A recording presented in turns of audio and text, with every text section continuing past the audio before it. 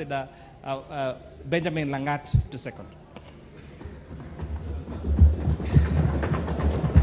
Thank you, Honorable Kimani. Who is seconding you? Danger. Yes, sir. Yes, Mr. Speaker.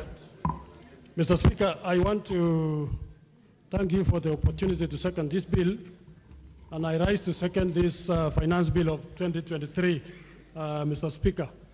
Mr. Speaker,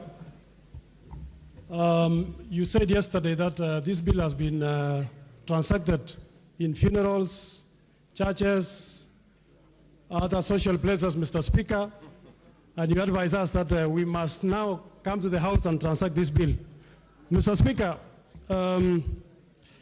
we have just come from a campaign less than a year ago.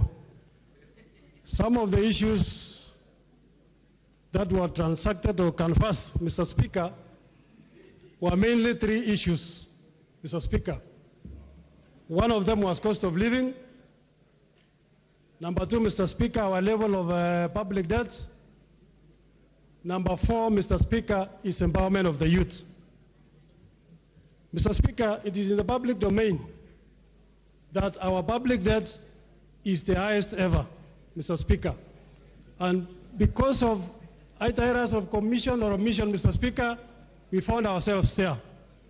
Mr. Speaker, if I was to liken Kenya to a public company, Mr. Speaker, I would say Kenya is a very high-geared company, Mr. Speaker. We have borrowed more than what we should have done, Mr. Speaker. And those of us who are accountants, who have managed public entities, Mr. Speaker, you know when a company is high-geared, Mr. Speaker, you have two options. One is to close the company, Mr. Speaker. Number two, Mr. Speaker, is to bring in more capital, Mr. Speaker, by the shareholders. Mr. Speaker, this republic, the shareholders are Kenyans. Mr. Speaker, this house is the board of management, Mr. Speaker. The president is the CEO, Mr. Speaker. Mr. Speaker, we must make a decision whether we want to close the company or we bring in more capital injection, Mr. Speaker. If you ask the shareholders of the company will say, no, we are not closing the company, Mr. Speaker. We need to do something to bring in more capital, Mr. Speaker. Mr. Speaker, if I liken this country to an individual, Mr. Speaker, I would say the person is sick. When you are sick, Mr. Speaker, you must seek for medical advice, Mr. Speaker. Mr. Speaker, sometimes the doctor prescribes medicine. And Mr. Speaker, medicine are not always very sweet. They are not palatable, Mr. Speaker. Mr. Speaker, sometimes the doctor might even prefer that surgery be done, Mr. Speaker. And surgery is not very, very nice, Mr. Speaker. But, Mr. Speaker, we must do it because that is the only thing that remains to be done. Why am I saying that, Mr. Speaker? This country is faced by very serious problems of public debt, very serious problems of cost of living, very serious problems of the need to create employment, Mr. Speaker. And, Mr. Speaker, if we continue doing things the same way we used to do, Mr. Speaker, it can only be the results are the same. We'll continue borrowing, Mr. Speaker. We'll continue not having employment for our youth, Mr. Speaker. So, Mr. Speaker, I'm only saying this bill is good because it proposes radical changes, Mr. Speaker, to help us to resolve the problems that will come, that we are in now, Mr. Speaker. Mr. Speaker, the question is the process nice? Mr. Speaker, it may not be nice. But, Mr. Speaker, we need to take those decisions so that tomorrow is better than today, Mr. Speaker. Mr. Speaker, I want to thank the members of the committee because we sat and we listened to members of the public, Mr. Speaker, through a public participation process. Mr. Speaker, I'm a former chairman of this committee in the 11th Parliament, Mr. Speaker, and I can confirm there has never been an interest in finance bill more than what I saw in this one, Mr. Speaker. Mr. Speaker, we received almost 200 representations from members of the public, organizations, professional organizations, Mr. Speaker. And, Mr. Speaker, I want to inform the House that we listen to them, Mr. Speaker. And the question is, does the bill have issues? Yes, there are small issues. But, Mr. Speaker, I'm happy to report to the House that more than 60% of the concerns of Kenyans, Mr. Speaker, we have carried it in our report, Mr. Speaker. And so, members, when you are reading the bill as it is now, you read it together with the report which was tabled yesterday, Mr. Speaker. Mr. Speaker, I want to say that all the matters that were of contention, we were able to give it a hearing, and a recommendation will be put to this House, Mr. Speaker, to make sure that we alleviate the fears of the public sector, Mr. Speaker.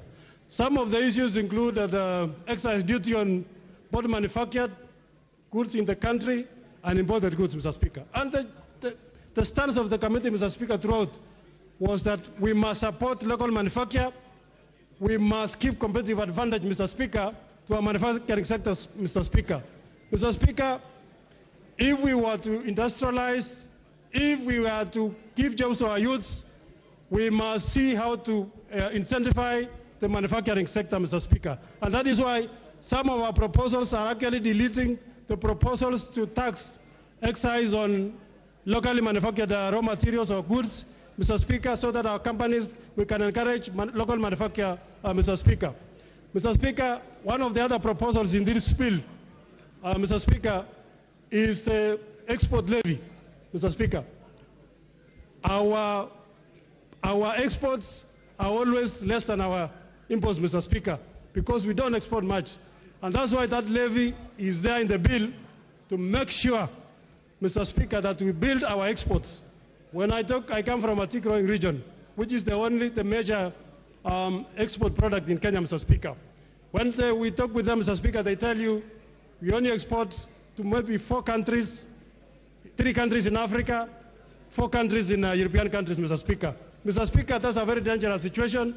We need to build our export markets for our coffee, for our tea, Mr. Speaker, for our avocados, Mr. Speaker, and the services, Mr. Speaker. So this bill, although we seek to get the money, we are also saying we want not to tax the local manufacturers, Mr. Speaker. So, Mr. Speaker, I'm happy that as a committee, we listen to the members of the public, and I want to encourage the House.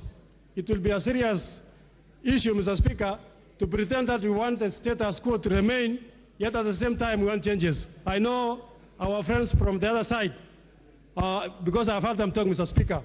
It will be wrong for us to say we remain status quo, yet you want changes, Mr. Speaker. We must do something to bring changes, Mr. Speaker, and we must be willing, Mr. Speaker, to take the necessary painful decisions now, so that, as I said earlier, tomorrow is better than today, Mr. Speaker. Mr. Speaker, so that I give time to other members, I want to say I support the bill, including the amendments. I second the bill, including the amendments that will be brought at the right stage, Mr. Speaker. And I want to encourage all the members to rise to the occasion, Mr. Speaker. We become bold. We reduce our public debt, Mr. Speaker. We increase our revenues, Mr. Speaker, so that we become a very self-reliant country, Mr. Speaker. Mr. Speaker, if we continue the same, we can only increase the public debt. If we continue the same, Mr. Speaker, we'll continue building up bending bills, Mr. Speaker. Mr. Speaker, yesterday we passed estimates, and all the members were happy. Of course, our members from the other side were not there. But, Mr. Speaker, I heard the chair of budget say we have given 613 billion to education. I heard him also say we have given double the allocation to health, Mr. Speaker. Mr. Speaker, that promise will remain a promise if we do not pass a finance bill that will help us to raise the necessary revenues that our country needs. Mr. Speaker, I'm looking in future, Mr. Speaker, that we will be able to raise enough revenues. We borrow zero, Mr. Speaker. I'm looking for a day, Mr. Speaker, we are able to lend to other countries, Mr. Speaker, because we have raised more than enough revenue, Mr. Speaker.